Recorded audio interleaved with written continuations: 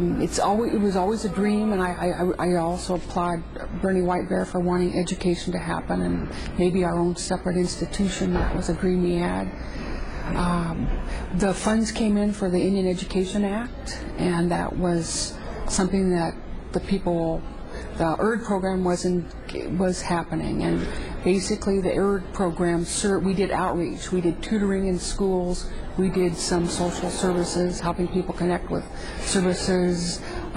We did cultural classes, which I thought were really valuable, and Alice, too, is one of my favorites. She's Aleut, who taught our first Indian Heritage classes, and did outreach to the different schools, and we kind of targeted different schools that had high populations of Native kids.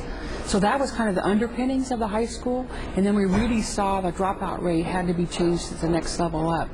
And I know we hired Jeanne Bluestone. I can't remember what tribe she is, but she was one of the people brought in to develop the grant for the high school.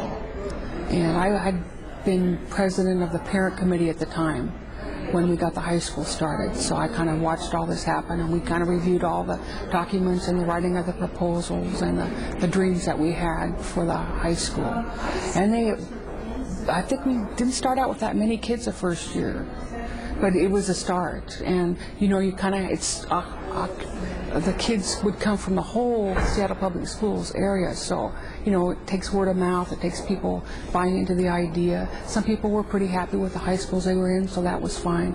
And then we had this whole group of kids that were tentative about school and maybe thought about the high school, so they came. And so our first year was small, but then it kept growing, and by the time I became the assistant program manager for the high school, we had over 100 students going to our high school, and we operated out of Rainier Beach High School. We had 5 portables in the back of the school. That was our separate high school. And we had a kind of a dual program then. We had the high school, and we also had the Indian Heritage program, which did exactly what I was talking about before, cultural classes and tutoring and outreach. And so we were kind of a combination plate. We had a program manager, and the first years I was there was Joe Hoptowett. He's Yakima, and he's since become superintendent of schools for the White Swan School District and has retired. But he was one of the first strong leaders of the high school.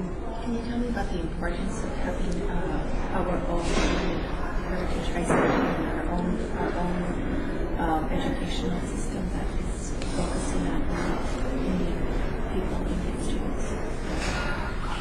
Our kids are the invisible kids in school. They're the ones you see sort of around school. I haven't taught in 5 years, but I taught at Ballard High School my last part of my career.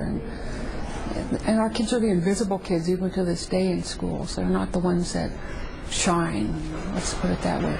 But they're strong, and they have things that are not visible that are gifts. And I felt like with our high school we were able to let kids shine with the gifts they had that were not visible to other people. And I think you could see the strength of the families because you got to know them. We became like a big family, and I consider even to this day, the kids I had at Indian Heritage High School, since I was the vice principal and sometimes the whip woman, still part of me. They're still like part of my family, and I think that's something that we could offer, was that sense of family. And sports was big, and I really respect Randy Thompson for getting it off the ground. He got our basketball team off the ground, and that gave us a sense of identity that really pulled kids together. I think sports and activities, and I think of our first graduations were here at Daybreak Star. I mean, it's so important our kids feel a part of something and they feel successful.